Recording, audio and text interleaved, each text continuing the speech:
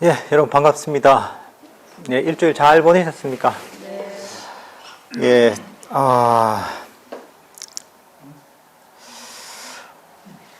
오늘 1호 법회 매달 그 셋째 주 일요일 법회는 저희가 명상에 관한 그런 질의응답으로 백문백답을 하는 이런 법회를 하기로 했습니다. 매달 셋째 주 일요일은 이렇게 이제 법회가 진행이 됩니다. 그러니까 이때는 명상에 대해서 또는 불교에 대해서 궁금한 게 있으시면 또 편안하게 또 자세하게 또 물으실 수 있는 이런 시간을 갖습니다. 그러니까 오늘 법회 하는 중에는 편안하게 질문을 하시면 될 것 같습니다.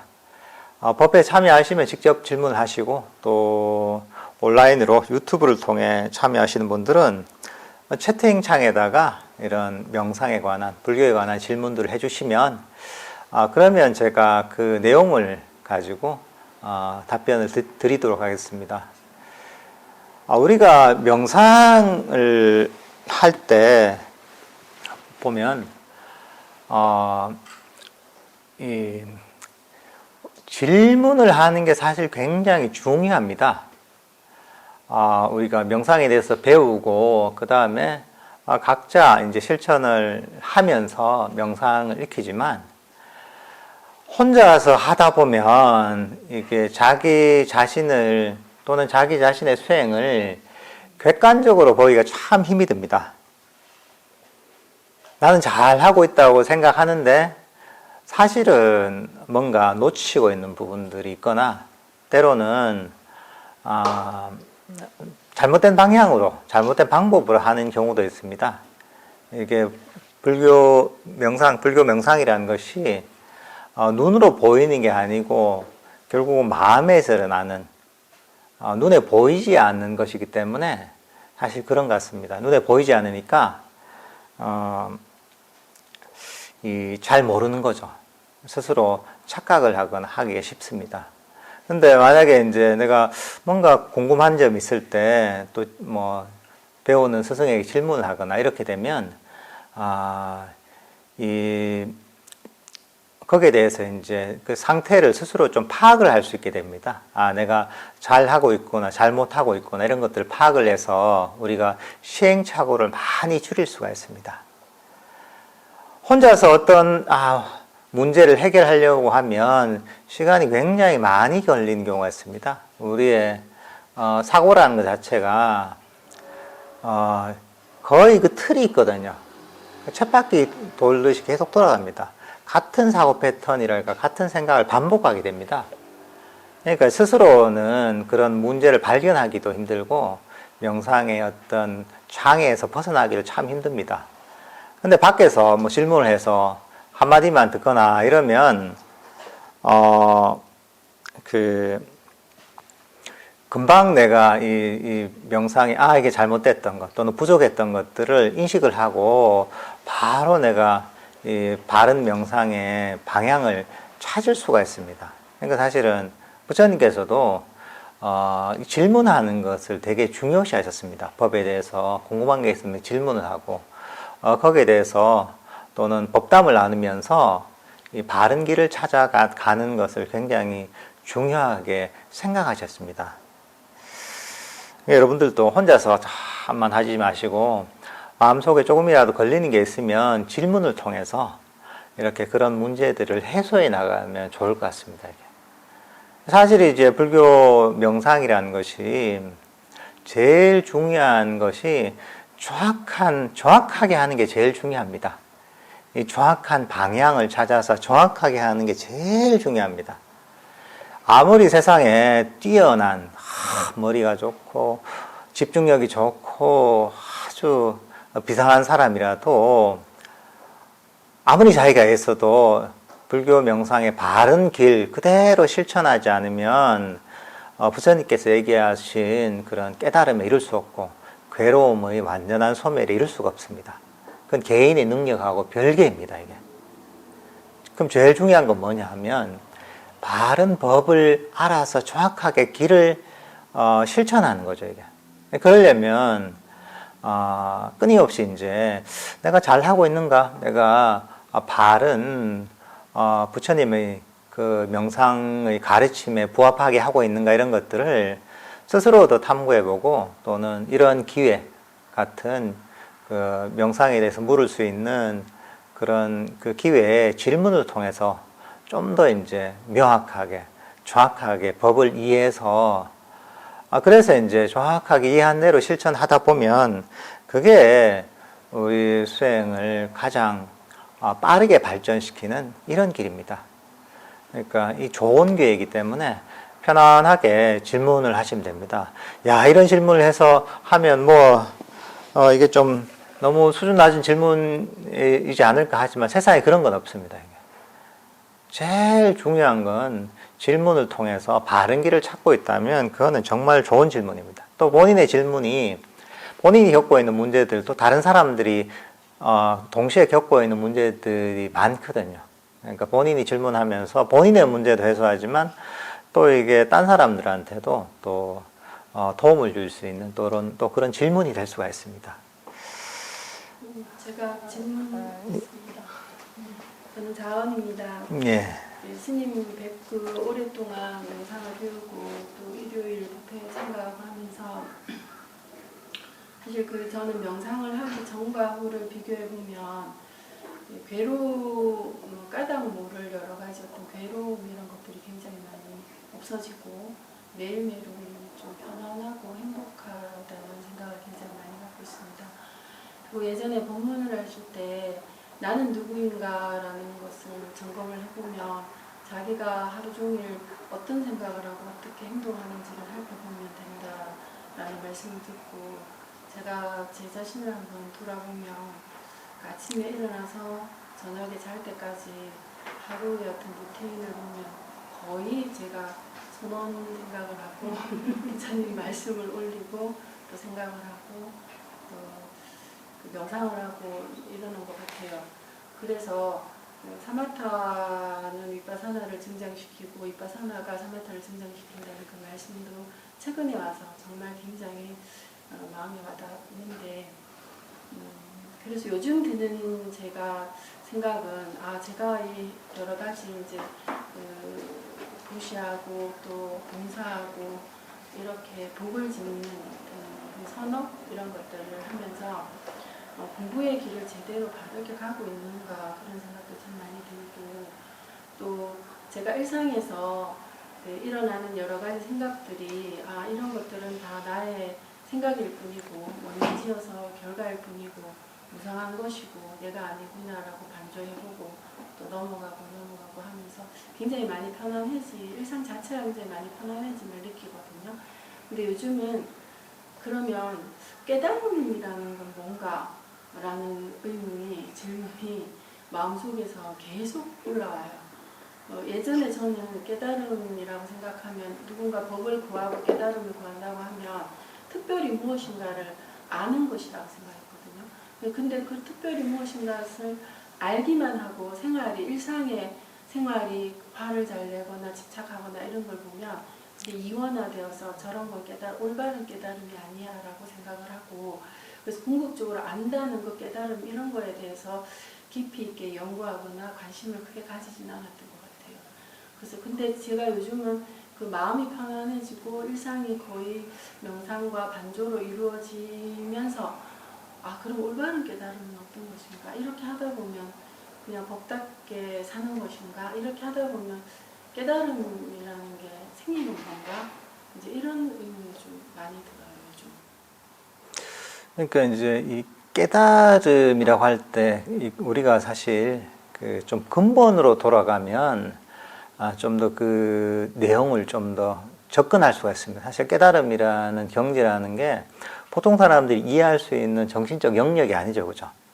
일상의 차원을 완전히 넘어서는 중생의 차원을 완전히 넘어서는 경지이기 때문에 사실 우리의 경험에 비춰서 어떻게 알 수 있는 부분은 아니에요, 원래 이게. 우리는 우리의 이해는 경험에 생기기 때문에 사실 깨달음을 얘기하지만 모르고 다 얘기하는 겁니다. 깨닫지 못한 사람이 하는 얘기는. 그렇지만 우리가 좀 접근해 볼 수 있는 거죠. 그러려면 부처님께서 어떻게 가르쳤는가 처음에 그걸 보면 이 첫 번째 법문을 우리가 보면 좀 그 실마리를 찾을 수가 있습니다. 부처님의 첫 번째 초전 법륜에서 하시는 얘기가 뭐냐면 사성제 8정도의 가르침을 주시거든요. 근데 이제 그 사성제 8정도의 가르침, 8정도 중도의 가르침이 무엇이냐? 목적이 바로 괴로움의 완전한 소멸이 목적입니다. 그러니까 사성제 8정도가 지향하는 게 괴로움의 완전한 소멸, 그것을 사실은 열반이고 깨달음이라고 얘기하는 겁니다. 사실 부처님께서도 출가하신 이유가 뭐냐면 이 괴로움의 문제를 근본적으로 해결하기 위해서 이제 출가를 하신 거예요. 다른 이유가 없습니다. 그리고 아주 고행을 하시고 여러 과정을 거쳐서 나중에 바른 길을 찾아서 깨달음을 얻으시고 나서도 괴로움을 완전히 소멸시켰다고 얘기하시고, 그리고 우리에게 가르침을 주신 것도 괴로움의 근본적인 소멸, 그거는 뭐 일상의 괴로움부터 더 깊게는 어떤 업에서 윤회하는 존재의 고통까지 모두 소멸시키는, 어쨌든 간에 이런 아주 모든 괴로움을 소멸시키는 그 길을 제시해 주는 게 부처님 가르침의 목적이거든요. 그런 측면에서 보면 괴로움의 완전한 소멸 또는 최고의 행복이라고, 괴로움이 소멸되고 최고의 행복이라도 할 수 있는 거죠. 그게 어떻게 보면 깨달음을 우리가 가장 쉽게 이해할 수 있는 표현인 거죠. 그리고 사실 우리가 사성제 또는 그 중에 실천적 수행 방법론이 8정도가 있잖아요.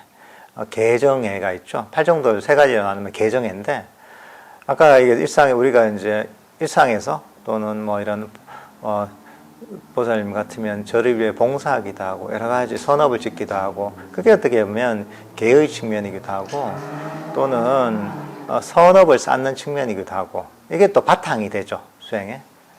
그리고 이제 어떤 좀 더 구체적인 수행, 복을 쌓는 걸 바탕으로 해서 구체적인 수행들을 하죠. 이제 뭐 사마타 위파사나라고 얘기하기도 하고, 삼매와 지혜를 닦는다고 하기도 하고, 그런 것을 통해서 어떻게 보면 그 방법들이 전부 다 선업을 쌓는 것, 보시를 하는 것, 또는 봉사를 하는 것, 이런 것들이 보면 그것들을 포함해서 그 다음에 구체적인 사마타 위파사나 이런 수행법들이 보면 모두 결합이 돼서 어떻게 보면 이 괴로움을 점점 소멸시키는 거죠. 우리의 시의 삼매와 지혜를 증강시키고, 그 과정이 괴로움의 원인들을 점점 없애나가는 거죠. 괴로움이라는 게 원인이 있어야 하는 건데, 그 괴로움의 원인들이 뭐 탐진치라고 얘기하기도 하고, 집착이라고도 할 수가 있고, 가래라고 할 수도 있고, 5가지 장애라고 할 수도 있는데, 이 모든 것들이 보면 바로 우리를 괴로움에서 점점 벗어나게 만드는 거죠. 물론 사람들이 이제 행복이라고 하는 것, 괴로움이라고 하는 거하고 불교적인 행복과 괴로움은 조금 차원이 다릅니다. 어느 부분은 일치한 부분도 있지만 수행을 통해 경험하는 행복들은 놓아버림의 행복이거든요. 우리가 욕망을 충족시키는 행복은 결국은 그 이면에는 괴로움이 결국은 같이 존재하는 겁니다. 괴로움의 뭐랄까 이제 이 원인이 되는 게 바로 세속의 욕망을 충족시키는 행복입니다. 그런데 이제 부처님께서는 그런 행복을 추구하는 게 아니라 그 괴로움의 원인인 탐진치, 욕망, 가래를 뿌리 뽑는 이런 가르침을 주시는 거죠. 그 구체적인 방법론이 바로 이제 우리가 이런 명상법인 거죠. 8정도인 거죠, 이게. 또 개정의 사막인 거죠, 이게. 그러니까 이 총체적인 바로 이 수행들이 보면 우리를 점점 괴로움에서 벗어나서 행복하게 만드는 거죠. 그 과정에서 우리 마음도 평화로워지고 삼매도 개발되고 통찰도 개발이 되는 거죠. 근데 그게 우리를 이끌고 가는 방향은 뭐냐 하면 우리를 괴로움에서 벗어나서 행복으로 이끈다고 할 수가 있는 거죠. 그런 방향으로 계속 진행이 되는 거죠. 그래서 우리가 깨달음이 뭐냐 정확하게 사실 정의할 수는 없습니다. 이게. 언어가 미칠 수가 없습니다. 이거는 보통 중생들, 보통 사람들, 에고를 가진 중생들이 사실 이해할 수 있는 영역이 아닙니다. 그렇지만 그 방향은 알 수 있는 거죠. 아, 이게 좀 더 평화로워지고, 좀 더 고요해지고, 좀 더 괴로움에서 벗어나서 좀 더 행복해지는, 욕망에서 벗어난 그런 행복이 증장되는 이제 그런 방향으로 우리 마음이 개발된다고 할 수가 있는 거죠. 그리고 그 끝에 바로 깨달음이 있다고 할 수가 있는 거죠. 그러니까 그 정도로 좀 이해를 하시면 될 것 같습니다. 예. 감사합니다. 예. 제가 예.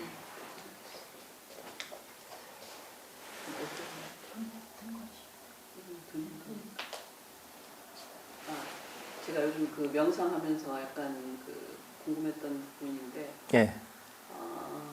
저는 뭐 매일 1시간씩 명상을 하는데 한 열흘에서 한 보름쯤 전에 명상을 하면서 제가 느낀 점이, 지금 이 명상하는 이 순간이 완벽한 순간이구나 라고 느낌이 왔었습니다. 예. 그 다음부터는 훨씬 쉬워졌어요, 명상하는 게. 그죠. 예. 그래서 이 순간이 완벽한 순간인데 그동안 이 완벽한 순간이라는 걸 몰랐었구나. 그래서 지금 그 명상하면서 굉장히 그 지혜가 중요한 부분이다라는 걸 사실은 좀 깨달았고요. 예.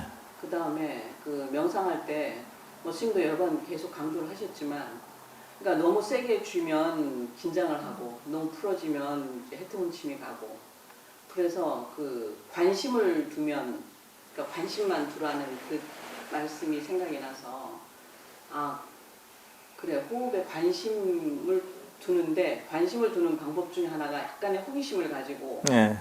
내가 어떻게 지금 호흡하고 있지, 뭐 이렇게 매 순간을 이렇게 보니까 그것도 훨씬 굉장히 많이 도움이 되더라고요. 예, 그래서 그 명상을 하다가 딴 생각에 갔다가 이제 돌아올 때도 굉장히 쉬워졌어요, 옛날보다.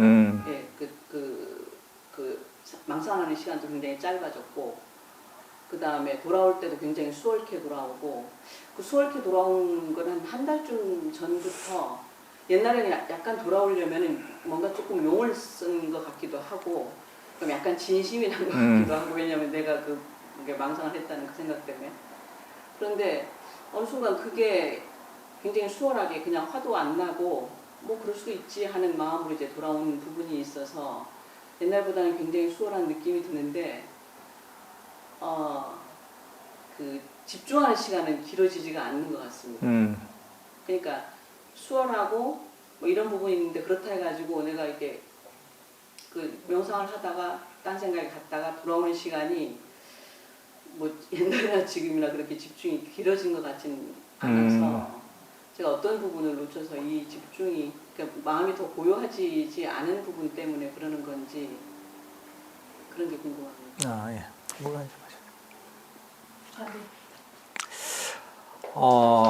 이제 처음에 질문하신 게 어느 순간 이제 명상을 하시다, 지금 이 순간이 완벽하다, 그죠?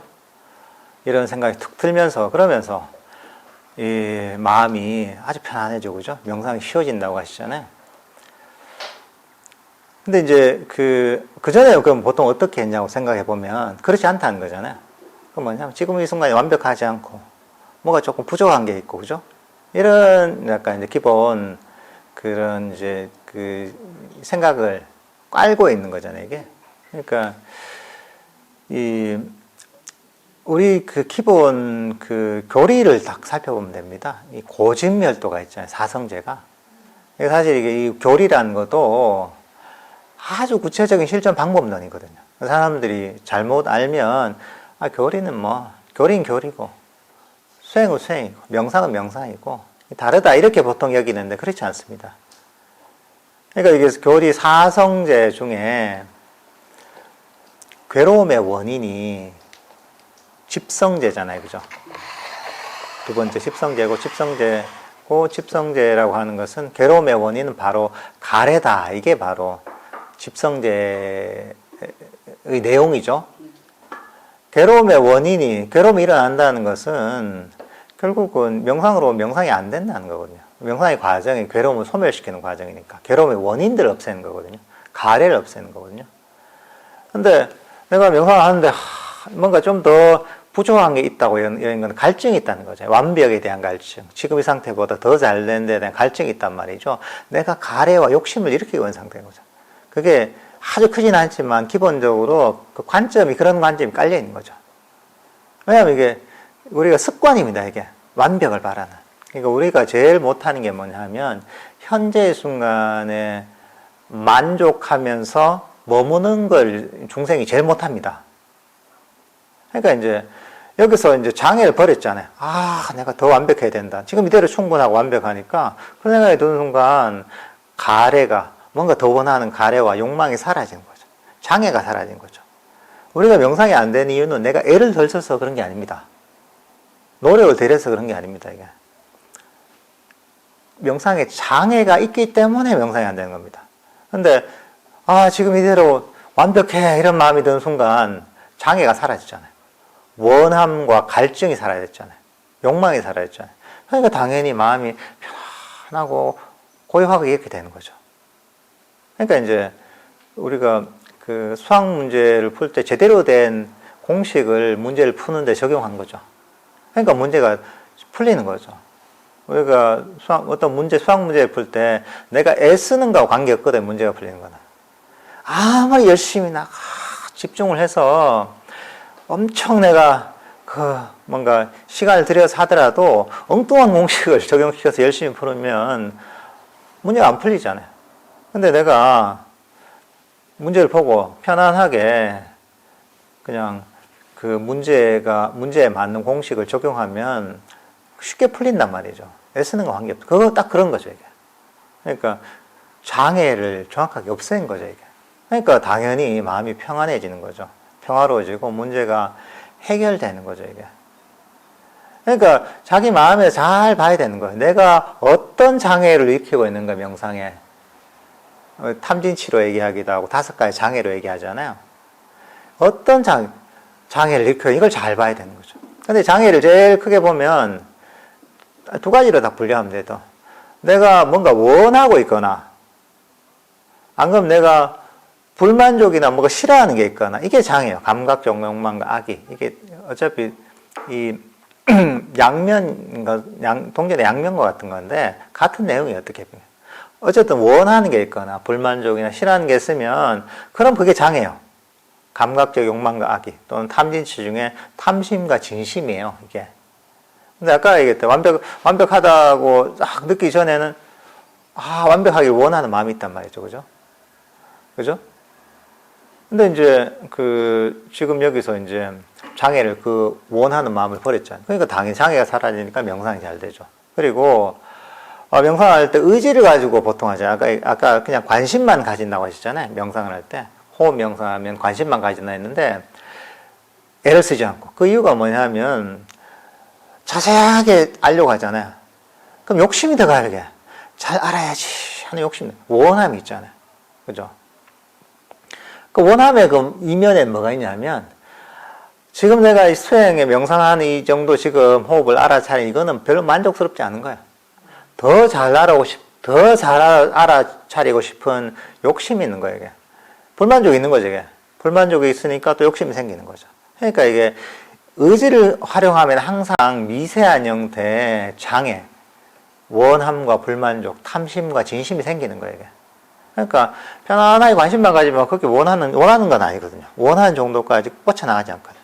관심 정도니까. 불만족 있는 건 아니거든요. 관심만 가지는 거죠. 편안하게. 그러니까 사실 그때는 장애가 없는 상태거든요. 그러니까 이제 그렇게 하면 사실은 훨씬 편안하죠. 그래서 사실 명상을 할 때는 에너지를 점점 줄여나가는 방향으로 가야 됩니다. 에너지를 쓰면은 힘이 들잖아요. 그죠? 용을 쓰면 힘들잖아요. 그 용을 쓴다고 에너지 쓴다는 거 벌써 잡아야지. 저쪽 도망가야지. 이런 마음이 있단 말이죠. 원함과 불만족이 우리 마음을 요동치게 만들거든요. 근데 편안하게 관심을 가지면 우리 마음은 장애가 없는 상태거든요. 그대로 우리가 호흡과 함께 머물게 되거든요. 그러면 에너지도 적게 들어요. 관심만 탁 가지는 게 뭐가 힘들어요?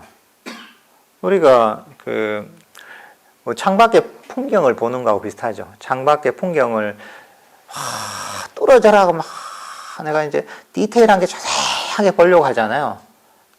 그럼 어떻습니까? 눈이 막 아프고 힘들죠, 그죠? 시간이 지나면. 그렇게 볼 수도 있고, 때로는 창밖의 풍경을 우리, 풍경 좀 커피숍에 앉아가지고 밖에 풍경을 쫙 편안하게 보고 있잖아요. 그때는 힘이 안 들잖아요. 그렇지만 밖에 풍광은 보이잖아요. 요즘 저 카페 이런 데 많이 찾아다니는 사람들이 풍경 좋은 카페를 많이 찾아다니잖아요. 요 기장 같으면 바다가 보이는 곳이 많잖아요. 그거 하면 어떡합니까? 여러분들 바다 보는데 힘이 드나요? 바다 보고 있잖아요. 보고 있는데 잘 보고 있어요. 근데 힘이 안 들잖아요. 긴장도 안 되잖아요. 애쓰지도 않잖아요. 그래도 바다는 본단 말이죠. 근데 그게 아니라 만약에 지금 막 북한에서 누가 이제 막 저런 적이 침투를 하는데 막 그 군인들이 막 경계를 서고 있다, 바닷가에서. 그러면 똑같은 바다가 아니죠. 저거 막 안 보이나, 뭐 적이 없나 엄청 신경을 곤두세운단 말이죠. 굉장히 피곤하죠.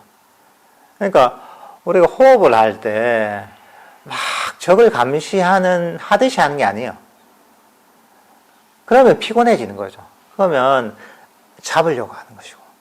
그게 아니라 편안하게 풍경을 보듯이 하면 힘들 게 아무것도 없는 거죠. 그렇게 해야지 장애가 없는 거죠. 이게 바르게 하는 거죠. 그러니까 이제 원리를 정확하게 알아야 되는 거죠. 보통 사람들은 그냥 습관대로 하는 거예요. 법을 잊어버리는 거예요. 그래서 호흡을 본다면 잘 알잖아요. 잘 알아야지 하는 거는 뭐냐면 내가 새 속에서 일하던 방식인 거야. 새 속에서 생활하는 방식은 좋은 게 있으면 알고 잡아야지. 더 하는 마음이 있잖아요. 그런 습관이 그냥 명상하는데 그대로 그냥 넘어온 거야. 근데 법이라는 거, 단마라는 거는 그게 아니라는 거야. 이거는 정확한 법에 이 법칙이 있습니다. 이게 단마라는 게 어떻게 보면 진리의 법칙이라고 할 수 있거든요. 세속의 법칙하고 다른 거예요. 이거는 욕심을 내거나 원하거나 또는 싫어하거나 불만족을 일으키거나 움켜쥐거나 하면 그게 바로 법에 어긋나는 것이고 괴로움의 원인인 것이고 우리는 다 놓아버리는 방향인 거예요. 움켜쥐면 안 되는 거예요. 그러니까 명상할 때도 어떤 느낌을 가져야 되냐면 계란 지듯이 사실은 명상을 해야 됩니다. 호흡 명상을 할 때 계란을 질 때 어떻게 집니까? 계란 이게 너무 귀한 계란이다. 이게 정말 맛있는 계란이다. 하나밖에 안 남았다. 그래서 계란을 쥔단 말이죠. 그래서 이거 놓치지 않아야죠. 꽉 쥐면 어떻게 됩니까? 계란이 깨지잖아요. 그렇다고 계란이 관심이 없잖아요. 그럼 놓쳐버리잖아요, 손을. 그럼 이제 바닥에 떨어져서 깨진단 말이죠. 그럼 계란 어떻게 쥐어야 됩니까? 계란은 슬쩍 쥐어야 된단 말이죠. 움켜쥐지도 말고 놓치지도 말고. 우리가 명상을 할 때, 호흡 명상할 때도 똑같이 해야 됩니다. 호흡을 그렇다고 관심이 없으면 안 돼요. 관심이 없으면 마음이 딴 데 가버려요. 딴 데 가버리고 그렇다고 움켜쥐면 안 돼요. 그럼 이제 장애가 생겨요. 집착이 생겨요. 그러니까 슬쩍 관심만 가지는 거죠. 근데 사실은 우리가 명상이라는 것은 내가 속도를 조절할 수가 없습니다. 내가 원하는 데 되지 않습니다. 명상하다가 안 되는 이유 중에 한 가지가 뭐냐면 정확하게 안 하는 게 첫 번째고 법에 따라 이 단마에 따라 하지 않는 것. 이 법칙이 있는데 아까 얘기했잖아요. 하지 않는 것. 두 번째는 뭐냐면 인내심이 무지한 겁니다. 이렇게 하고 나서 배운 대로 좀 한단 말이죠. 그 다음에는 내가 배운 대로 했는데 안 오나 이게 뭐가 결과가 나올 때가 됐는데 달라져야 되는데 근데 좀 더 크게 보면 그게 또 욕심인 거야. 그때는 그런 장애가 일어난 거예요. 이제 처음에는 호흡을 움켜쥐려는 장애 있잖아요. 또는 호흡 명상하는데 만족하지 못하는 장애 이게 있었잖아요. 그죠? 호흡을 보는데 근데 이제 이거는 이제 좀 알잖아요. 아니까 이제 이게 안 통하잖아요. 그죠? 그러니까 안 통하니까 우리 번뇌라는 놈이, 아, 이건 안 통하는구나. 이게 굉장히 지능이 높은 거야, 이게. 똑똑한 거야. 그러니까 이게 안 통하면 다른 전략을 들고 온 거야, 이게. 그건 뭐냐면, 이 명상의 결과를 기대하는, 이런 쪽으로 이제 그 모습을 바꾼 거야. 그것도 뭐예요? 원함이잖아요. 똑같은 가래잖아요. 그러니까 일어났을 때는, 아, 이거는 내가 호흡을 하는 거 이런 것들은 안 통하니까, 이제 다른 모습을 가지고, 다른 가면을 쓰고, 이제 나타난 거죠. 왜냐면 이거 쏟거든, 이게. 가면을 쓰니까, 아, 사실은 같은 놈인데, 가면을 쓰니까, 아, 딴 사람이구나. 하고 보내주는 거죠, 이게. 쏟는 거죠, 이게. 사실은, 가면만 벗기면 똑같은 거죠, 내가. 호흡을 막 움켜쥐거나, 또는 명상하는데 만족하지 못하거나, 그런 어떤 장애를 일으키는 번뇌하고, 결국은 본질적으로 같은 거죠. 단지, 양상만 조금 달라진 거죠, 이게. 그럴 때는 이걸 봐야 되는 거야. 아, 내가 결과를 바라는. 아, 이게 이 장애가 일어났구나. 이걸 버리면 되는 거야. 아, 그래, 그럴 때 어떻게 해야 됩니까? 이 장애에 포커스를 맞춰야 돼요. 아, 그래, 나는 명상이 안 돼도 괜찮아. 욕심을 버리는 게 명상이지. 그래, 이게 장애지. 그럼 어떻게, 아무것도 못하지 않아. 그냥 내가 배운 대로 하면, 결국은 인과법이니까 내가 쌓이겠지. 지금 안 돼도 관계없지. 안 되면 나중에 몰아서 받겠지. 이대로 충분해. 이런 마음을 가지면 장애가 사라지거든. 장애가 사라지면 어떻게 되면 명상 제대로 되는 거예요, 원래. 내가 이 명상의 스케줄을 정할 수 없는 거죠. 근데 우리가 할 수 있는 건 뭐냐면 원인을 쌓는 거죠. 명상이 발전할 수 있는. 원인은 뭐냐? 장애를 보고 장애를 버리는 거죠. 근데 장애가 계속 가면을 바꾸는 거예요. 이 가면을 섰다가 저 가면을 섰다가 바꾸잖아요. 그러니까 우리가 자꾸 썩는 거죠, 이게. 여기는 안 썩다가 좀 바꾸면 또 썩고, 또 이게 또 안 통하면 썩고 하다가 나중에 뭐 지혜가 생기면 이걸 웬만한 걸 다 꿰뚫어 볼 수가 있게 되는 거예요. 그러니까 그걸 쉽게 버릴 수가 있게 되는 거죠. 그렇게 하다 보면 그게 명상이 발전할 수밖에 없는 거죠, 그거는. 이제 그렇게 이제 이 법의 원리를 잊어버리지 않아야 돼요. 잊어버리지 않고 거기에 맞게 잘 이제 마음을 닦는 거죠, 이게. 그러니까 사실 이게 우리의 마음 챙김이라는 게 있잖아요. 마음 챙김이라는 것도 기억이라는 특성이 있거든요. 근데 기억이라는 게 아주 중요한 부분이 법을 기억하는 거예요. 법에 대한 바른 이해, 치해가 있어야 되는 거예요. 이게 마음 챙기면. 이런 것도 이제 어떻게 법에 대한 이해와 치해가 있어야 되잖아요. 그러고 나서 알아야 되잖아요. 근데 이제 그게 없는 상태에서 단순한 알아차림은 부족한 거죠, 이게. 그래서 사실은 법에 대한 이해, 그게 깊어지면 깊어질수록 어떻게 보면 마음 챙김도 같이 깊어진다고 할 수가 있는 거예요. 그러니까 이제 법을, 내가 뭔가 괴로움이 일어날 때는 괴로움은 항상 원인이 있습니다. 그 원인은 부처님 얘기하잖아요. 가래가 원인이다. 뭔가 원하는 게 있는 게 있으니까 괴로움이 일어나는 겁니다. 그러면 내가 이거 지금 원하는 게 채워지지 않는 게 문제가 아니에요. 밖에서는 근데 원하는 게 왜 안 채워지지?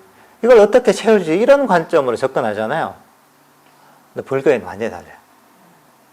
이거 중요하지 않아요. 내가 뭘 원하는지. 뭐가 채워지지 않는지는 전혀 중요하지 않습니다. 그거하고 괴로움하고 관계없어요. 불교적으로 보면. 세속적인 행복, 욕망의 충족을 시킨 행복은 그걸 채워지지 않는 것들을 채우면, 이뤄내면, 성취하면 행복하죠, 이제. 잠시. 그건 이제 나중에 또 대가를 치러야죠. 근데 불교적인 행복과 평화는 채워지지 않는 거, 부족한 거하고 전혀 관계없습니다. 포커스를 어디 맞춰야 되냐면, 뭔가 더 갈증내는 거 있잖아요. 채우기를 원하고, 뭔가 성취하기를 원하는, 얻기를 원하는 이 욕심을 버리는 게 바로 불교 수행의 핵심인 거죠, 이게. 그러니까, 그럴 때마다 내가 뭘 원하고 있지 안 물어보세요. 괴로움이 일어날 때는. 그러면 그 원함을 버리면 그게 바른 수행입니다. 그 명상을 끝내고 잠깐 그 서면에서 준수첩에다가 그 반조한 거를 이제 이렇게 가끔 이제 정리를 하는데, 그 망상이 패턴이 딱 있더라고요 보니까. 있죠. 강의를 하는 망상은 그렇죠. 딱 두세 가지. 뭐 내가 지금 하는 일이 뭐 애를 가르치는 일이니까 얘네들을 어떻게 가르치지 하는 그 망상. 그다음 뭐 그 외에 뭐 가정적인 부분 한 두어 가지가. 그러니까 날마다 하는 게 결국은 그 바운더리 안에서만. 그러니까 옛날에는 내가 뭘 생각했는지를 그걸 반조를 못했는데 지금은 반조를 해보니까 딱 그 정도인데. 그러니까 그걸 보면서 내가 요 바운더리 안에 살면서 이렇게 요 부분에 대해서 굉장히 탐심을 내고 있구나라는 거를 이제 깨달았는데 사실 그거를 없애고 싶은 것도 그럼 욕망이 되겠습니까? 그렇죠. 어쨌든 간에 원함이죠. 물론 이제 현실적으로 풀어야 될 문제들이 있죠. 문제들이 있고 또 그런 대처를 해야 되죠. 그렇지만 할 수 있는 부분만 하면 되는데 보통은 할 수 있는 걸 하고 나서 그래도 계속 생각하고 걱정하는 게 문제거든요. 내가 뭔가 문제를 해결하기 위해서 뭐 애쓰는 그게 나를 괴롭히는 게 아닙니다. 내가 어떻게 할 수 없는데도 불구하고 거기에 대해서 계속 끊임없이 생각하고 고민하고 걱정하는 게 나를 괴롭히는 거예요. 그러니까 이제 그럴 때는 뭐냐면 내가 문제가 해결이 안 되고 해결해야 될 문제가 있는 게 문제가 아니에요. 결국 뭐냐면 내가 없는 걸 바라는 게 더 문제인 거야. 거기서 원함이 문제인 거죠. 내가 불가능한 걸 가능했으면 좋겠다 하는 것들이 이 사람을 괴롭게 만드는 겁니다. 그러니까 이제 원함이 있을 때는 할 수 있는 걸 하죠. 그리고 나서 할 수 있는 데 하고는 그거는 또 놔버려야 되는 거야. 그래 이대로 충분해. 내가 할 수 있는 걸 다 했잖아. 그래 나머지는 인연 따라 가겠지. 나는 이대로 충분해. 그래. 이런 마음을 가져야 되는 거죠. 그 원함이 결국 괴로움의 원인입니다. 뭐든지 간에. 그게 수행에 관한 것이든, 가정에 관한 것이든, 내가 하고 있는 일에 관한 것이든, 원함이 있잖아요. 뭔가 원하는 게 있으면 그게 채워지지 않죠. 그러니까 그게 괴로움입니다. 내가 바라는 상태하고 내 현재 상태. 이 갭이 있잖아요. 갭이 있다면 그 갭만큼 괴로운 겁니다. 그러니까 근데 그게 원리인 거예요, 그냥 마음에. 근데 사람들은 습관인 거예요, 그냥. 계속 그런 습관적으로 그렇게 하는데, 근데 그게 나에게 괴로움을 일으킨다는 거죠, 원래. 마음의 원리상. 근데 법을 듣고 지혜가 있는 사람은 괴로울 이유가 없잖아요. 내가 왜 바보같이 그런 패턴에 빠져요? 그럴 이유가 없잖아요. 그래서 부처님께서 이 법을 가르친 거죠. 어리석게 그러지 말고 내 말 들어라. 내 말 들으면 괴로움을 소멸시키는 이 정확한 방법이 있다. 내가 시킨 대로 해라. 이게 바로 부처님의 가르침이거든요. 그러니까 그럴 때는 법을 생각해야 되는 거죠. 명상할 때는 법이 기억나는데 이상해서 법을 까먹으면 이러죠. 이게 응용 문제 같은 거죠. 이게. 명상할 때는 이게 좀 어느 정도 이해가 되는데 내가 일을 하거나 일상에서 들어가면 이게 좀 같은 원리가 똑같이 적용되거든요. 명상할 때 괴로움을 일으키는 장애가 일상에서 똑같이 괴로움을 일으킵니다. 다르지 않습니다. 근데 일상에서는 이게 일어나는 양상이 좀 다르고 좀 복잡하다 보니까 우리가 그걸 잊어버리는 거죠. 법을 잊어버리는 거죠. 이거 암생기 없는 거죠, 법에 대해서. 그럴 때는 다시 기억하는 거죠. 기억해서 떠올려서 내가 까먹었구나. 그래. 이걸 법을 한번 적용시켜보자. 한번 해보는 거죠. 그러면 이제 한번 해보면 문제가 풀립니다. 애쓸 필요는 없습니다. 그냥 하는 겁니다. 그래. 부처님 가르치면 이렇지. 한번 적용해보지 뭐, 내가 뭐, 일상에서. 어떻게 되나. 그럼 문제가 풀립니다. 또 그게 자꾸 하다 보면 이게 습관이 됩니다. 습관이 되고 내가 뭔가 이런 것들이 자꾸 내 생활에 배어들면 그러면 정신적 경향성이 바뀝니다. 나중에 처음에 생각을 해야 됐지만 나중에는 생각할 필요도 없고 즉시 이게 적응이 될 수가 있거든요. 그렇게 반복적으로 하다 보면 그렇게 되는 거죠. 네. 네.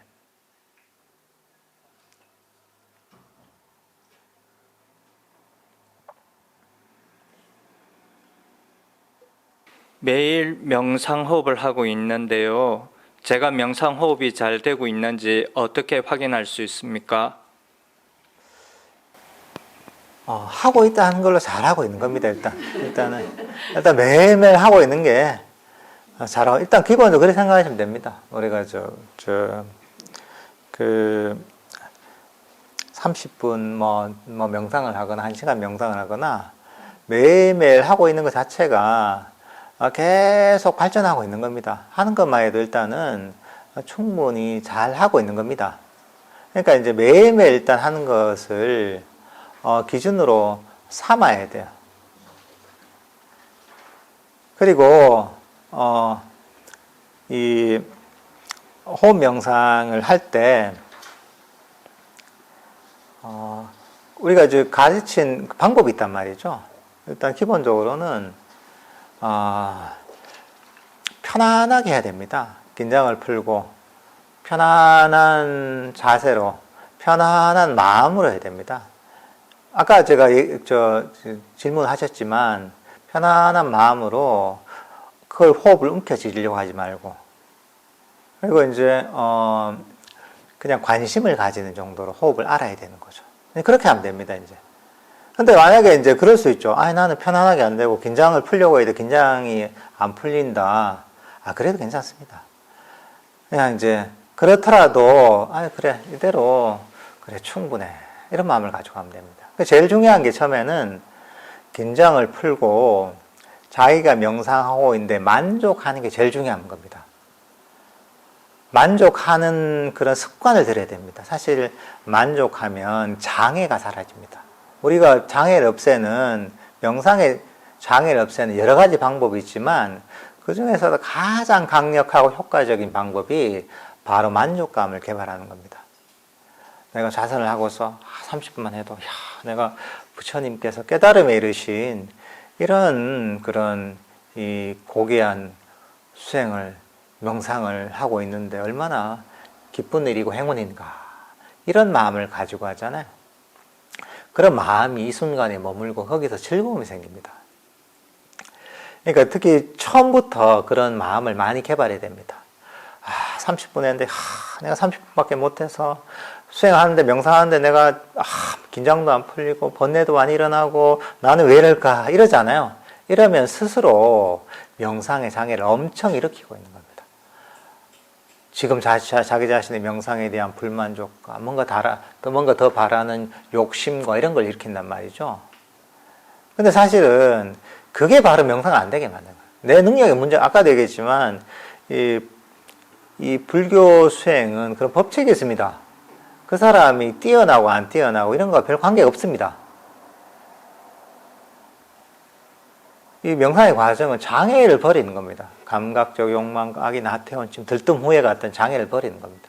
원함과 불만족과 싫어함을 버리는 겁니다. 그걸 버리면 그게 쌓이면 명상이 발전하게 되는 거예요. 근데 자꾸 그렇게 하잖아요.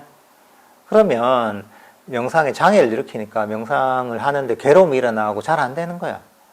그러니까 장애가 없이 가장 즐겁게 하려면 내가 하고 있는 여기에 만족하는 게 제일 중요합니다. 지금 이대로 만족하는, 이대로 충분하다, 이런 마음을 가져요. 그러니까 잘 안 될 때도 있죠. 그래도 괜찮습니다.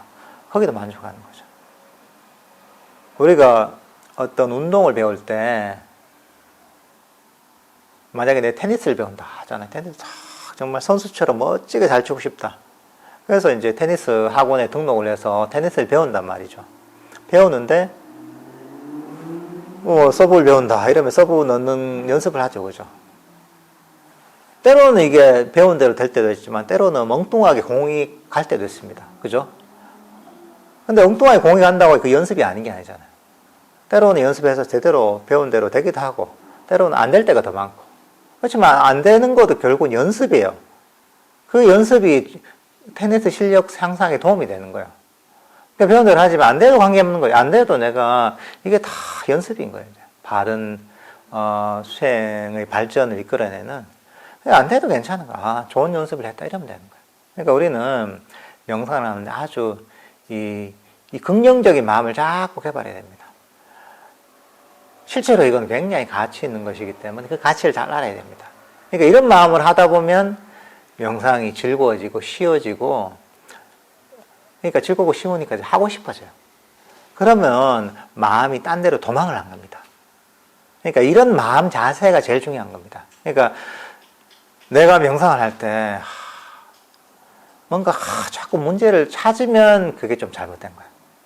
그러니까 명상을 하는데 지금 이대로 만족하는 거. 이 마음을 잘 가지는가를 잘 관찰해야 됩니다. 최대한 만족하면서 내가 하고 있는 명상의 가치를 음미하면서 하고 있다면 잘 하고 있는 겁니다.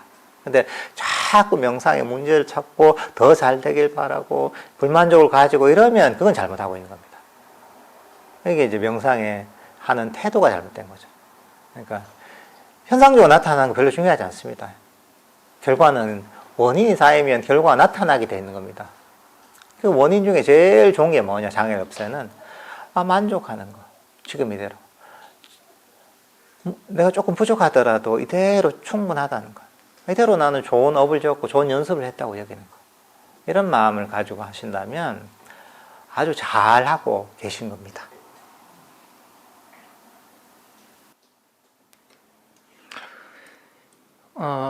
혜안 스님 명상 법문과 질의응답에 많은 도움을 받고 있습니다. 감사합니다. 유튜브에는 마음 공부에 대한 여러 채널들이 있는데 그중 어떤 선생님께서 모든 수행은 유의법이고 수행을 통해서는 깨달음에 이를 수 없다. 조사선에서는 직진심을 가르치며 서성의 법문을 자꾸 듣다 보면 듣는 중에 문득 깨닫게 된다라는 말씀을 하십니다. 이러한 가르침은 다소 혼란스럽게 들리는데 같은 깨달음으로 가기 위한 다른 방편의 말씀으로 들어야 할지 어떨지 여쭙고 싶습니다. 세상 사람들의 관점은 다양하죠. 수행에 대한 관점도 다양해서 이런 얘기 할 수도 있죠. 생각은 다 각각이기 때문에. 그렇죠. 우리가 불교 수행을 할 때 그 뭐를 기준으로 삼아야 되는가? 아무 사람 누구나 얘기하는 걸 기준으로 삼으면 안 되잖아요. 세상 사람들 다 다른 얘기를 하는데 그렇잖아요. 이게 기준점이 있어야 되는 거. 다 다른 얘기를 하면 그러면 이 사람 얘기하면 이 사람 얘기 듣고 저 사람 얘기하면 저 사람 들을 건 아니잖아요. 유튜브 보면 얼마나 많습니까? 그 견해가 무한대거든요. 이게 물론 이제 이게 하나의 분류가 되긴 하지만 다 다른데 그럼 누구 가르침을 따라야 되느냐?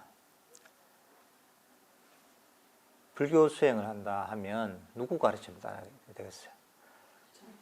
이 불교라는 그 종교를 만드신 불교 수행이라는 걸 처음으로 가르치신 석가모니 부처님의 가르침을 기준점으로 해야 돼요.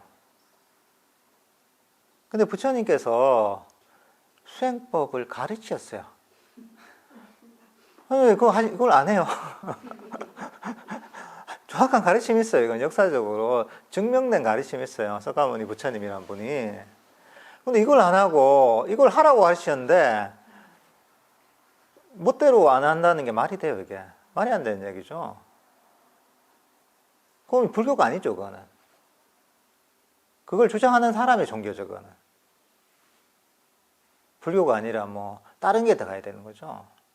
그러니까 사람들은 그 정확한 기준을 찾는 게 사실 굉장히 중요합니다. 비를 찾아가는데. 기준이 없으면 이도 저도 아닙니다. 세상에 온갖 수준의 사람도 있습니다. 정적 수준이 높은 사람도 있고 낮은 사람도 있고 목소리가 크다고 그 사람 가르치면 훌륭한 게 전혀 아닙니다. 정치하는 사람들 보세요. 목소리 큰 사람이 다 그렇게 위대한 정치가인가요? 아니단 말이죠. 그건 관계없습니다. 근데 불교는 명확한 기준점이 있는 거예요. 석가모니 뭔가 헷갈린다 했잖아요. 그러면 석가모니 부처님께서 어떤 가르침을 가르치셨는가, 이걸 기준점으로 삼아야 됩니다. 이걸 기준점으로 여기에 맞으면 이건 불교적인 가르침이고 이것과 모순되면 불교의 가르침이 아닌 겁니다. 잘못된 사법인 거죠, 이거는. 그 기준을 잡아야 되는 거예요. 부처님께서 처음 가르치신 게 뭡니까? 사성제 8정도. 각가지 우리가 하고 있는 이런 명상법들을 가르쳤단 말이죠. 우리가 하고 있는 아나파나사티 호흡 명상도 가르쳤고, 자해 명상도 가르쳤고, 걷기 명상도 가르쳤고, 다양한 명상법을 가르쳤단 말이죠. 부처님이 친설입니다, 이게. 석가모니 부처님의. 이걸 부정한다는 거는 말이 안 되는 겁니다. 그러면 도대체 자기들, 그걸 하는 사람들이 어떤 가르침을 따르고 있는 거야? 그러니까 이게 세월이 보면, 역사적인 맥락이 있죠. 서가모니 부처님이 지금 살아 계시지 않고 한 2600년, 500년, 600년 전에 분이다 보니까 그 뒤에 이제 불교가 인도에서 막 이제 세월이 많이 지나면서 많이 변화를 겪었고 또 그 가르침이 저 세계로 퍼져나갔잖아요. 중국을 거치고 한국을 거치고 티베트를 거치고 저 동남아시아로 뻗쳐나가면서 특히나 이제 이 인도 불교, 인도에서도 많은 변화를 겪었고 중국으로 오면서 사실은 불교의 원래 어떤 불교의 내용에다가 다른 것들이 굉장히 많이 가미가 됩니다. 그러다 보니까 온갖 관점이 다 생겨난 거예요. 물론 그게 불교의 뿌리를 두는 불교적인 사상하고 맥이 다 있는 이런 부분도 있지만 사실은 원래 부처님의 가르침하고 모순되거나 완전 결을 달리하는 가르침도 사실 많이 들어와 있어요, 불교에. 우리가 불교라고 생각하는 것이 지금 우리가 불교라고 지금 느끼는 게 있잖아요. 이게 석가모니 부처님께서 가르친 부분은 한 10%, 20% 정도밖에 안 됩니다. 나머지는 어떻게 보면 그 역사의 과정 속에서 온갖 게 다 들어간 거예요. 도교적인 요소가 들어가기도 하고 중국 철학이 들어가기도 하고 또는 전통 종교 신앙이 들어가기도 하고 또는 개인의 믿음이나 성향이 들어가기도 하고 또는 학자적인 어떤 그 관점이 들어가기도 하고 온갖 게 다 들어간 거예요. 그러니까 헷갈리는 거예요. 그러니까 이걸 다 불교라고 받아들이면 정리가 안 됩니다. 정리가 된다는 사람은 몰라서 그런 겁니다. 그러니까 우리는 뿌리를 봐야 되는 거죠. 석가모니 부처님, 우리는 딴 걸 보는 게 아니라 석가모니 부처님께서 가르치신 가르침이 무엇인가, 그 괴로움에서 벗어나는 정확한 수행이 무엇인가. 그러니까 우리가 여러 가지로 표현할 수 있지만 팔정도라는 첫 번째 초전법륜에서 얘기하신 거예요. 첫 번째 팔정도의 가르침만. 그게 뭐 개정의 사막이라고 할 수 있죠. 여기에 맞는 수행을 해야 되는 거죠. 그게 바로 불교 수행을 하는 것이지 만약에 이런 내용에 맞지 않는다 하면 그거는 바른 불교 수행이 아닙니다. 그러니까 기준점을 중국으로 둬서는 안 되는 겁니다. 중국에는 온갖 얘기를 다 합니다. 그러니까 온갖 종파들이 다 있잖아요. 종파들이 같은 얘기를 안 해요. 그걸 엄청 싸웠어요. 논쟁을 하고. 그러니까 그쪽으로 하면 정리가 안 됩니다. 그쪽으로 가서 그걸 기준점으로 삼는 게 아니라 부처님의 원래의 수행의 가르침을 기준으로 삼아서 이걸 기준으로 딴 걸 판단해야 됩니다. 그러니까 만고의 기준이 바로 석가모니 부처님께서 가르치신 바로 이 수행법이 바로 바른 수행을 판단하는 만고의 기준인 거예요. 그렇게 봐야지 우리가 불교 수행을 제대로 이해할 수가 있습니다. 그렇게 보시면 되겠습니다.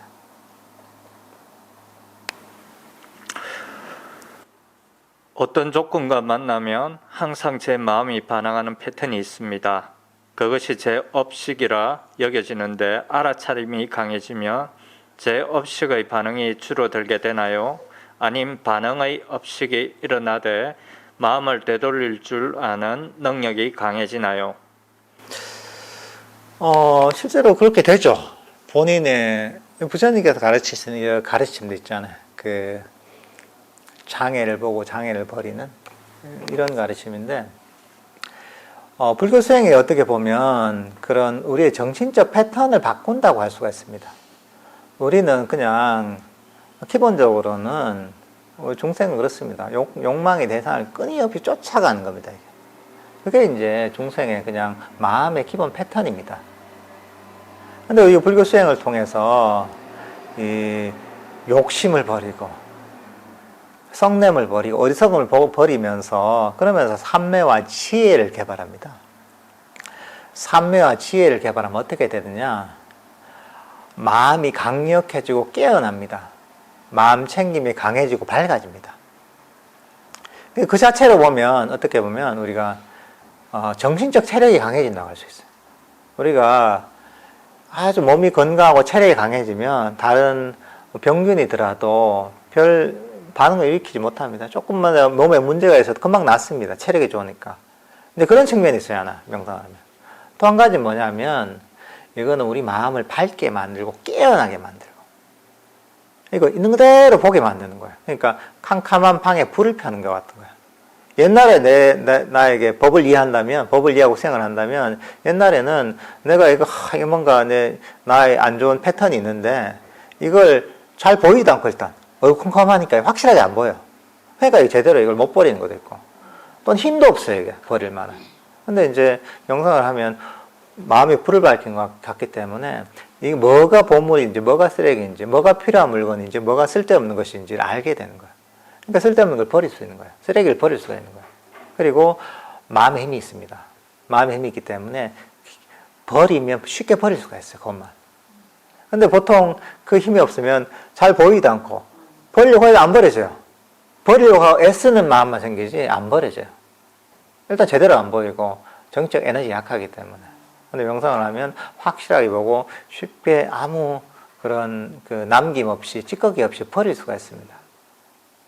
그러면서 점점 정신적인 어떤 경향성을 바꾸고 그리고 우리 마음의 문제들을 치유하고 정신적으로 굉장히 건강하게 만듭니다. 그러니까 이렇게 이제 우리가 그 명상을 통해서 마음을 개발할 수가 있습니다.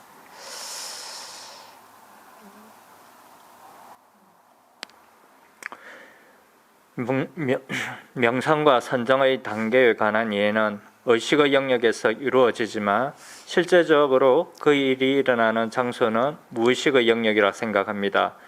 그렇다면 평소에 학습되고 기억되는 담마에 관한 이해와 지혜의 축적이 무의식 안에 어떤 경로를 만들고 우리가 명상 과정에서 의지나 통제 없이 모든 걸 내맡기면 저절로 그 경로를 찾아간다고 볼 수 있는지 여쭙고 싶습니다. 그런 측면이 있죠, 이게. 우리가 법에 대한 이해랄까? 또는 이런 기억 또는 훈련, 이런 것들이 보면, 때로는 우리가 실제로 언어적으로 처음에는 가르치면서 우리 마음을 바꾸기도 하고, 시간이 다 보면 이게 마음속에 깊이 기억되거든요. 우리가 지금 떠오르는 생각은 보면, 뭐 딱 정해져 있잖아요.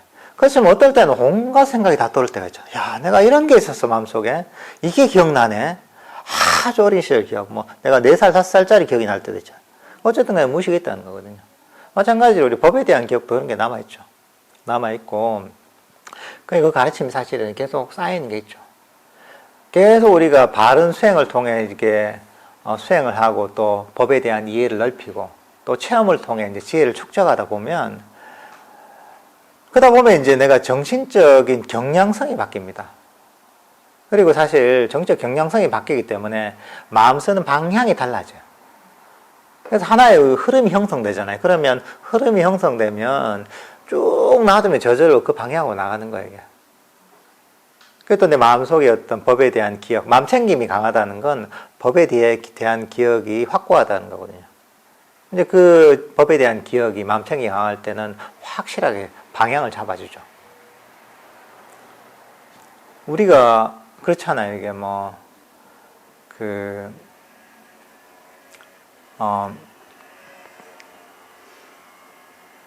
내가 어디 운전을 해서 뭐 대구에 간다 하잖아요. 대구에 간다고 할 때 대구 이렇게 가지 보면 계속 대구에 가야지 대구 가야지 생각하지 않잖아요. 한번 내가 마음을 보고 기억을 해놓으면 우리 마음속에 기억이 되잖아요. 똑같은 거죠. 이게. 근데 이제 수행을 통해서 법에 대한 기억이 더 강화가 되죠. 잊어버리지 않고 그리고 체험과 경향성이 생기거든요. 이게 일종의 마음의 방향이 생깁니다. 이게 우리가 막 놀고 이런 것도 보면 방향이 생겨요. 근데 그러다가 이제 뭐 공부를 하려고 하잖아요. 한 번에 잘 안 됩니다. 공부에 집중이 안 돼요. 자꾸 앉아서 시간을 보내다 보면 어느 순간에 이제 점점 공부하는 그런 습관이 배이고 마음이 그쪽으로 많이 모여요. 쉬워져요. 일종의 이제 공부하는 그런 어떤 정신적인 패턴이 형성되는 거예요. 수행의 방향도 사실 그런 게 있죠. 자꾸 하다 보면 이게 점점 놓아버리는 방향으로 내 마음의 일종의 길이 형성되는 거예요. 이게. 그러면 그 방향으로 자연스럽게 흘러가는 거죠. 가만히 놔두면. 사람이라는 게 습관의 동물이거든요. 몸의 습관도 있지만 정신적 습관도 있거든요. 정적 습관을 놓아버리면 계속 하다 보면 그 방향으로 계속 가는 거죠. 그러니까 이제 그럴 때 이제 우리가 그런 힘이 많이 생겼을 때는 그냥 가만히 모든 걸 놔버리면 저절로 명상이 발전하는 방향으로 찾아가는 거죠. 법에 따라서 내가 기억한 법에 따라 법이 일종의 프로그래밍이 되어 있는 거와 비슷하기 때문에 거기에 따라서 정확하게 할 바라고 갈 길을 찾아가게 되는 거죠.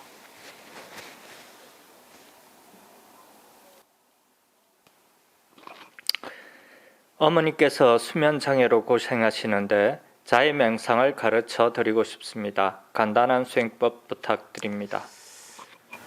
자의 명상이 아주 수면 장애 좋습니다. 이게 이런 불면증 같은 이런 데도 굉장히 좋습니다. 이게 결국은 이 수면 장애, 불면증 같은 경우에도 마음의 병 때문에 그렇습니다. 마음의 불안감이랄까 이런 것들, 마음의 상처랄까 또는 자기를 억누른 긴장감이랄까 이런 게 뭐 쌓여서 이게 잠이 안 오는 거거든요. 마음을 내가 어떻게 보면 또는 거칠게 좀 옥죄이거나 너무 마음에 상처를 주거나 뭐 그런 게 원인은 잘 모르죠. 그런 게 있어요. 그런 것 때문에 결국 수면 장애, 마음의 병이 되고 그게 이제 불면증 같은 걸로 나타나는데 이제 그런 어떤 마음의 상처, 마음의 병들을 치유하는 가장 좋은 방법이 자의 명상, 특히나 자기 자신에 대해서 자의심을 일으키는 게 제일 좋습니다. 그러니까 뭐냐 하면 자의 명상은 자기 자신을 포함한 모든 존재들을 용서하고 포용하고 있는 그대로 받아들이고 행복을 바라는 감정이거든요. 아무 조건을 달지 않고 하는 거예요. 무조건적인 사랑, 무조건적인 용서, 무조건적인 포용인 거예요. 그러니까 자기 마음에 대해서 그렇게 해주는 거죠. 내가 어떤 잘못이나 실수를 했더라도 내 자신을 아무 조건 없이 용서하고 포용하고 있는 그대로 받아들여주는 거죠. 내 자신을 따뜻하게 돌보는 거죠. 내 마음이 들지 않아도 내 자신을 아무 조건에 용서하는 거죠. 괜찮다. 어린애들 따뜻한 사랑으로 감싸듯이 자기 자신을 따뜻한 사랑으로 감싸는 거죠. 괜찮다. 그래. 이대로 충분해. 행복하길 바란다. 이런 마음으로 아픈 아이를 돌보듯이 자기 마음을 돌봐야 됩니다. 내 자신이 행복하기를. 그래서 자신을 용서해야 됩니다. 내가 어떤 잘못을 했더라도 어떤 실수를 했더라도 나는 아무 조건 없이 내 자신을 용서합니다. 내 자신을 있는 그대로 받아들입니다. 내 자신이 행복하기를. 조건 없는 사랑과 용서, 따뜻한 돌봄을 보내줘야 됩니다. 자기 자신에게. 그러다 보면 그게 어떻게 보면 따뜻한 마음으로 자애로움, 내 마음의 상처를 치유를 합니다. 그러면 긴장이 사라져요. 치유가 되면 마음의 문제가 사라져요. 마음이 편안해져요. 마음이 편해지면 잠도 잘 옵니다. 그러니까 특히나 자기 자신에 대한 자의심, 스스로를 아무 조건 없이 사랑하고 용서하고 포용하는 이런 어떤 자기 자신에 대한 자의심을 개발하시면 이런 수면장애 같은 문제도 해결되게 돼 있습니다. 근데 이때 한 가지 주의하실 게 뭐냐 하면 모든 수행의 장애가 그렇지만 자해명상은 언제나 사실 효과가 있습니다.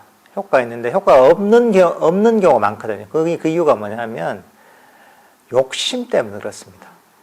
자해명상을 해서 좀 했으니까 잠이 잘 와야지, 마음이 편해져야지, 긴장이 사라져야지, 그렇게 자꾸 바라는 마음, 욕심이 있잖아요. 욕심이 생기면 자해명상 효과를 다 깎아 먹어버립니다. 모든 괴로움의 원인은 원하는 겁니다. 선법을 다 깎아 먹어버립니다. 그러니까 그냥 하는 걸로, 부처님께서 가르친 자해명상을 하는 걸로 만족하는 거죠. 그리고 하면서 그 마음이 좀 더 부드러워지고 편안해지는 그걸로 충분하다고 여기는 거죠. 그런 마음을 가지고 꾸준하게 하시면 자해명상은 언제나 효과가 있습니다. 예.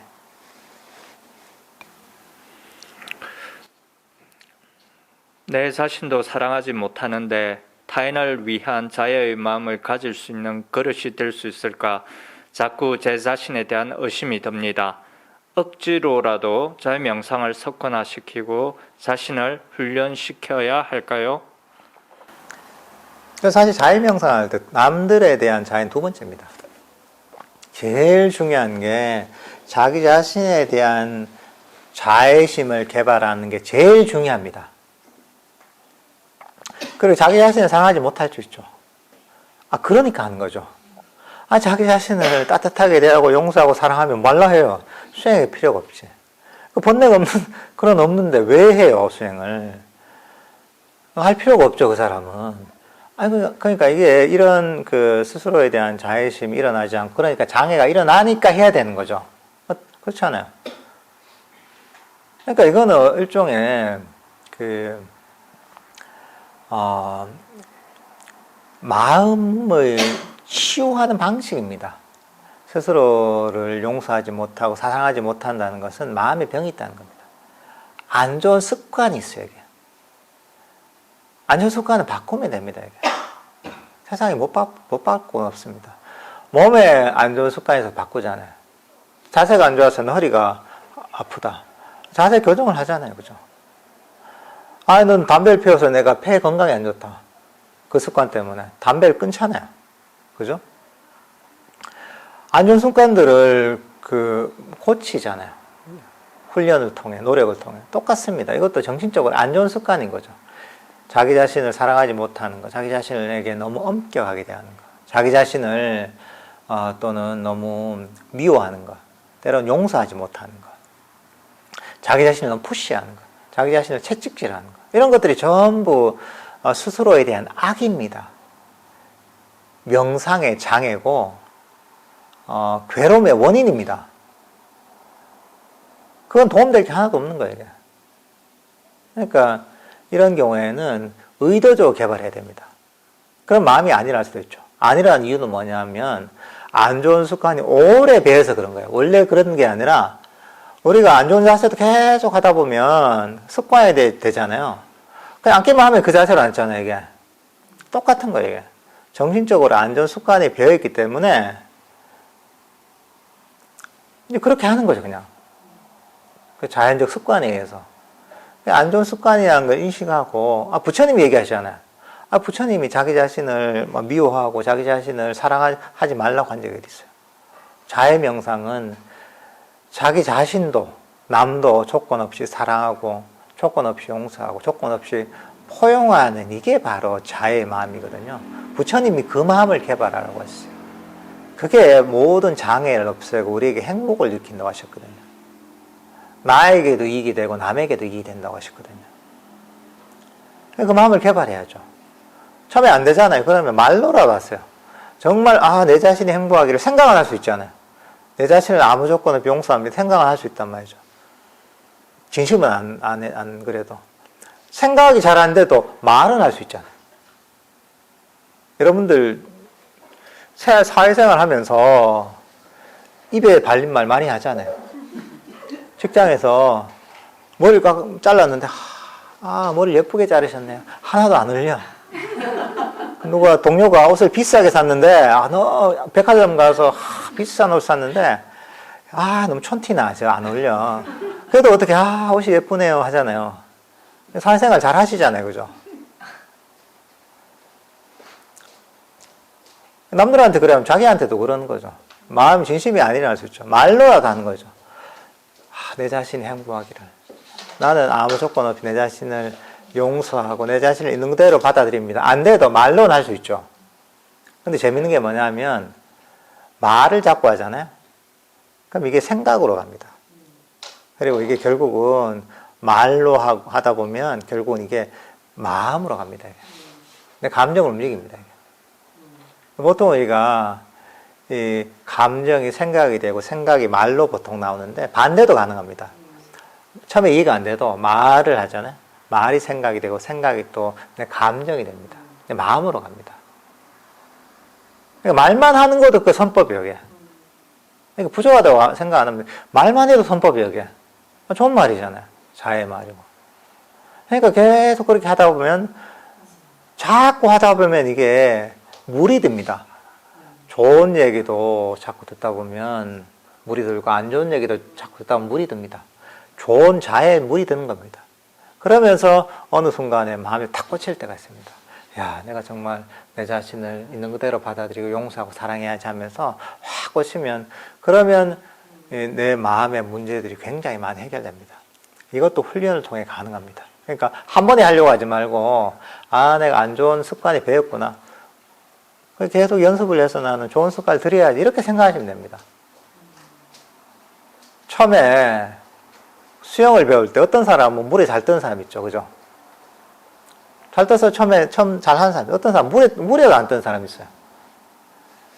근데 그런 사람들도 처음에는 조금 쉽게 연습을 하잖아요. 뭐 어디 잡고 이렇게 연습을 한다거나 이렇게 하잖아요. 그죠? 근데 어쨌든 간에 그렇게 꾸준히 하면 수영 실력이 늘어서 나중에는 웬만큼 다 할 수 있게 됩니다. 똑같은 거죠. 처음에 잘 안 된다고 해서 그러면 할 수 있는 것만 하면 됩니다. 아, 내 감정이 안 일어나. 말만 하면 됩니다. 생각까지 누구나 할 수 있잖아요. 그렇게 하는 거죠. 하다 보면 나중에 이제 자꾸 하다 보면 수영 실력이 늘듯이 똑같이 이 자애를 일으키는 마음도 점점 이제 늘어나게 됩니다. 네, 그렇게 하시면 좋을 것 같습니다. 수행 모임에 가보면 수행 중에 일어나는 개인적인 변화나 체험들에 대한 사례를 듣게 됩니다. 다른 사람의 체험을 듣는 것이 공감도 되고 자신의 시행착오를 줄일 수 있는 도움이 되는 한편 체험에 대한 선입견이나 불필요한 잡념이 되기도 하는데 도반들의 체험은 어떤 마음으로 듣는 것이 좋을지요? 그러니까 사실 이것도 자기 중심이 좀 잡혀 있어야 됩니다. 그러니까 예를 들면 또 이 어떤 수행에 대한 얘기를 하면서 법담을 나누면서 아, 이걸 가지고 내가 모르는 부분들도 이해하고 또 나름의 또 법에 대한 이해를 넓히고 이런 좋은 점이 있죠. 근데 한편으로 보면 아, 이걸 가지고 토마는 저걸 했는데 아, 나도 잘해야지.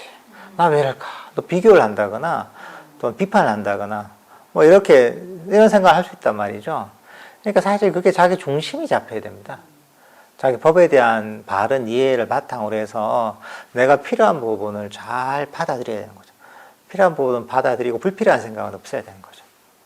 결국은 남에 휘둘리면 안 되거든요. 결국은 내 수행이 중요한 거예요. 내 마음을 잘 봐야 되는 거예요. 도반의 얘기를 들으면서 이게 내가 수행을 하는데 도움이 될까? 그 관점으로 봐야 되는 거예요. 그러면 도움이 되는 부분에 있으면 잘 받아들이면 되는 것이고, 굳이 뭐 비교하거나 이런 마음을 일으키면, 아, 이게 수행에 도움이 안 되니까 이럴 때는 이거 버리는 거죠. 그러니까 남들한테 관심이 가는 게 아니라 내 마음에 관심이 가 있어야 돼요. 그러면 항상 필요한 걸 찾거든요. 도반이 됐든 또는 경전이 됐든 필요한 것들을 찾고 부족한 부분들을 채워넣게 되거든요. 내 마음의 포커스가 맞춰져서 내 수행에 필요한 부분, 내가 부족한 부분, 내가 이해를 못한 부분, 이런 부분들을 관심이 가지면 항상 모든 데서 항상 나 귀가 열려 있거든. 그런 필요한 내용들을 듣기 위해서. 근데 그게 아니라 단순히 이걸 가지고 누구 수행은 어쨌니 저랬니 또는 나하고 비교하고 이러면 그러면 그게 오히려 부정적인 영향을 미치는 거죠. 내 마음에 내 수행을 하는데 내 명상에 초점에 맞춰줘야 돼요. 이걸 어떻게 발전시킬 수 있을까? 부족한 부분을 보완할 수 있을까? 하는 그런 마음을 가지면 그런 법담을 통해서도 많은 것들을 채울 수가 있죠. 예. 그렇게 하시면 될 것 같습니다. 길들임의 단계경에서 그대는 몸에서 몸을 관찰하면서 머물고 몸과 관련된 생각을 일으키지 마라. 느낌에서 느낌을 관찰하면서 머물고 느낌에 관련된 생각을 일으키지 마라. 마음과 법에 대해서도 같습니다. 그러면 법에서 법을 관찰하며 머물고 해서 법은 어떤 법인지 질문을 드립니다. 이게 사념체에서는 이 법이라는 게 되게 좀 다양합니다. 이게 법에 대한 뭐 저기 보면 뭐 칠각지도 있고 뭐 사성제도 있고 다양한데 사실 이 법에 관한 부분은 대체로 보면 그게 또 좀 내용이 좀 다르긴 한데 근본적으로 보자면 사실 이 법이라는 게 너무 포괄적인 겁니다. 그럼 칠각지만 해도 수행의 전체를 포괄하는 거거든요. 그러니까 사실은 그런 관점에서 접근한다기보다 지혜의 관점으로 좀 접근하는 게 좋습니다. 우리가 만약에 사성제다 이러잖아요. 사성제다 하면 사성제를 계속 생각하거나 예를 들면 우리 몸에서 몸을 관찰한다고 하면 몸에서 몸을 관찰한다는 게 그냥 몸속에서 몸을 관찰한다 이런 얘기가 아니라 몸을 관찰한다는 거예요. 이게 관용적으로 쓰이는 거죠. 몸에서 몸을 관찰한다는 게. 그걸 그냥 몸을 관찰하면서 그건 좀 이해하기 쉽잖아요. 그죠? 느낌을 관찰하면서. 그냥 느낌을 관찰하면서 그 일종의 이제 그걸 알아차리고 또 거기서 몸을 관찰하면 장애가 일어나면 그걸 지혜로서 버리는 거죠. 이렇게 이제 일종의 사마타 윗바사나죠. 이 두 가지가 결합되어 있는 거죠. 이렇게 이해하면 되는 것이고 법의 측면은 그러니까 계속 알아차리는 부분이 있는 건 아니거든요. 이거는 몸을 알아차린 것처럼 그런 측면보다는 이거는 지혜의 측면이 사실 강합니다. 근데 이것도 법의 내용도 여러 가지잖아요. 근데 이제 만약에 우리 사성제를 가지고 법을 알아차린다 이러면 이런 거죠. 이게 내가 사성제의 아까 얘기했다시피 집성제가 바로 고통의 원인인데 집성제가 뭐냐? 가래잖아. 가래는 원함이고 내 마음속에서 이제 원함이 일어났을 때 이거 원함 사성제 중에 이 고통의 원인이구나 이게. 그래 이게 바로 고통의 원인이고 이걸 버려야지 괴로움에서 벗어나는데 하면서 이제 그 사성제 가르침을 적용시킬 수 있는 거죠 이게. 그러면서 이제 어떻게 보면 우리가 번뇌에서 벗어나게 되는 거죠 이게. 이게 결국은 뭐냐면 우리가 그 내용들이 많이 있거든요. 그걸 다 생각하고 그대로 생각한다는 게 아닙니다. 이런 가르침들은 목적이 있단 말이죠. 사성제가 됐든 칠각제가 됐든 팔정도가 됐든 다 목적이 있단 말이죠. 그 목적은 뭐냐면 결국은 적절한 때 적절하게 활용해서 우리가 장애를 없애는 게 목적이야. 그걸 단순히 사유하는 게 목적이 아니거든요. 그러니까 법을 그렇게 활용하는 거죠. 결국은 이 법을 활용해서 내가 갖고 있던 현재의 순간의 장애들을 버릴 수 있다면 그게 이제 법에 대한 사유 또는 법을 관찰한다고 이렇게 볼 수도 있는 거죠. 이게. 스님께서 호흡 명상은 사마타와 위파사나를 모두 한다고 말씀하셨어요. 호흡 명상의 목적이 결국 마음의 안정을 추구하는 것이라면 호흡 명상이 사마타에 더 가까운 수행법이 아닌가요? 그렇지 않다면 호흡 명상에서 위파사나는 도대체 어느 순간에 작동하는 것입니까? 호흡 명상뿐만 아니라 모든 명상법의 목적은 단순한 마음의 안정이 있는 게 아닙니다. 괴로움의 소멸이 목적입니다. 괴로움의 소멸의 목적이기 때문에 그렇기 위해서 모든 명상법이 존재하는 겁니다. 호흡 명상도 사실 마찬가지입니다. 이거 호흡이라는 하나의 이제 방편을 활용해서 괴로움의 원인이 뭡니까? 탐진치고 5가지 장애가 괴로움의 원인입니다. 그 원인들을 점점 버려나가는 겁니다. 그걸 버려나가는 게 어떻게 보면 팔정도고 개정의 사막입니다. 개를 바탕으로 사마타와 위파사나를 닦는 게 바로 불교 수행의 길입니다. 이거는 어떤 수행을 해도 마찬가지입니다. 근데 이제 보통 사마타 위파사나를 조금 잘못 이해하는 경우가 있거든요. 사마타는 뭐냐? 사마타는 명상 주제를 알아차림에서 탐진치와 5가지 장애, 집착들을 놓아버리는 겁니다. 위파사나는 뭐냐? 법에 대한 이해를 통해서, 반조를 통해서, 내 마음을, 법에 대한 이해를 통해서 마음을 반조함에 의해서 장애를 놓아버리는 겁니다. 예를 들면 우리가 호흡 명상을 할 때 호흡을 알잖아요. 호흡을 알다 보면 마음이 과거로도 가지 않고 미래로도 가지 않고 다른 욕심도 일어나지 않단 말이죠. 그러면서 마음이 점점 뛰어놀던 마음이 고요하게 멈추면서 마음이 점점 고요해지고 강력해지고 이 마음 챙김이 강해지고 이런 방향으로 진행이 됩니다. 이게 어떻게 보면 사마타적인 요소죠. 그렇지만 이게 계속되지 않습니다. 마음에 계속 장애가 일어납니다. 욕심도 일어나고 마음이 미래로 쫓아가고 과거로 쫓아가고 공상으로 쫓아간단 말이죠. 이럴 때 만약에 어떤 생각이 막 장애가 된다. 이럴 때 호흡으로 돌아가는 게 잘 안 될 때가 있단 말이죠. 그럴 때는 이게 생각이라는 게 무상하구나. 내게 아니구나. 실체가 없는 것인데 내가 왜 이걸 잡고 있노? 하면서 반조를 하면서 이걸 탁 버릴 수가 있단 말이죠. 그게 윗바사나요. 그 사람들 잘못 이해하면 아비담마 이런 데서는 윗바사나가 찰나생멸하는 법을 뭐 빠라마탈라하는 것 이런 식으로 보면 그 윗바사나를 이해하는데 사실은 그거는 너무나 현학적인 얘기지 부처님께서 가르치신 수행의 실제하고 별 관계가 없습니다. 그렇게 이해하면 수행이 현실이 어떤 번뇌를 없애는 거하고 완전히 멀어지게 됩니다. 그러니까 두 가지 같이 있는 거죠. 명상 주제를 알아차리면 탐지치를 놔버리고 완전히 없어지진 않죠. 어느 정도 놔버리는 거예요. 그리고 또 한편으로는 반조를 통해서 내 마음에 대한 법에 대한 일을 바탕으로 마음을 반조함에 의해서 이제 탐지치를 놔버리는 거죠. 탐지치를 놔버리면 어떻게 되느냐? 그러면 이게 사라지고 마음이 고요하게 멈춰요. 그러면 호흡이 저절로 드러나요. 호흡이 저절로 드러나고 드러나면 호흡 명상이 깊이 들게 되죠. 호흡 명상이 또 깊이 들게 되면 어떻게 되느냐?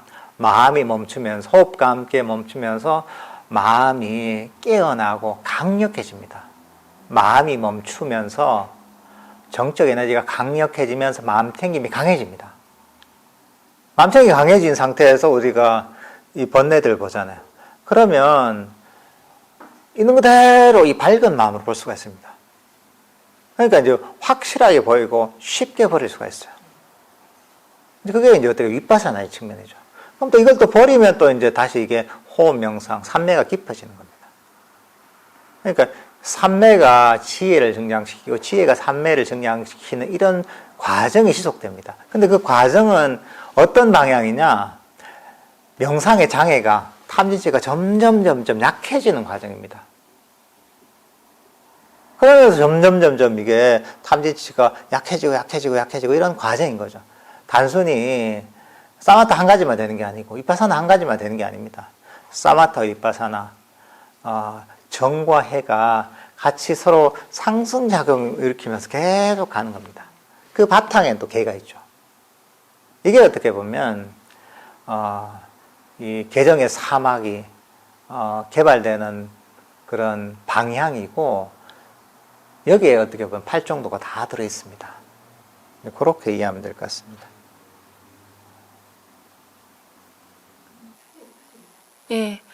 일단은 자해 수행을 하면서 제가 몸이 엄청 많이 피곤할 때는 스님 유튜브 법문을 들으면서 누워서 하는 편이거든요. 그래서 호흡 수행도 이제 앉아서 하기보다도 되게 많이 피곤할 때는 그냥 누우면서 하면은 저절로 이렇게 뭔가 마음이 들떠 있었다가도 차분하게 가라앉으면서 되게 편안하게 호흡 명상이나 자해 그 명상을 좀 하게 되는 경우가 있는데 이거를 그냥 그렇게 그 몸 피곤하다는 이유로 그렇게 하는 거를 허용해도 되는지 아니면 좀 더 경책하면서 앉아서 하게끔 그렇게 자신을 좀 이렇게 하도록 그렇게 해야 되는지 그게 좀 궁금해서 여쭙고 싶습니다. 조금 다동의 현상이 좋습니다. 보통 보살님이나 또는 많은 분들이 보면 부지런한 분들이 많거든요. 부지런한데 직장 생활 하거나 이러면서 자기 자신을 푸시하면서 오랫동안 살았거든요. 그러니까 오히려 그런 습관들이 많아요. 뭐 게으르게 몸을 쉰다 이런 쪽이 강한 게 아니라 평소 습관들이 보면 자기 자신을 푸시하고 경책하고 또 완벽하게 하길 바라는 이런 습관이 많이 배어 있단 말이죠. 그러니까 사실은 그 반대 마음을 개발하는 게 좋습니다. 내가 몸을 잘 다독이고 또는 몸을 잘 이제 돌보는 몸이 좀 너무 피곤하다 하면 조금 기대기도 하고 이렇게 하면서 몸을 편안하게 잘 돌본다는 생각을 해야 됩니다. 그런 식으로 따뜻하게 돌보는 이런 마음을 또 이런 습관을 많이 개발해야 됩니다. 그래야지 우리 명상할 때 그런 긴장이랄까 또는 얻고자 하는 또는 성취의 욕망이랄까 이런 것들이 가라앉거든요. 그러니까 따뜻하고 부드럽게 부족하더라도 조건 없이 그냥 돌보고 감사하는 이런 마음을 개발하는 게 좋을 것 같습니다. 네, 그럼 오늘 그 질의응답 뷔페가 생각보다 이제 시간이 많이 걸리네요. 좀 많이 늦었는데 장시간 수고하셨고요. 다음 주에 뵙도록 하겠습니다. 예, 다들 성불하십시오. 예.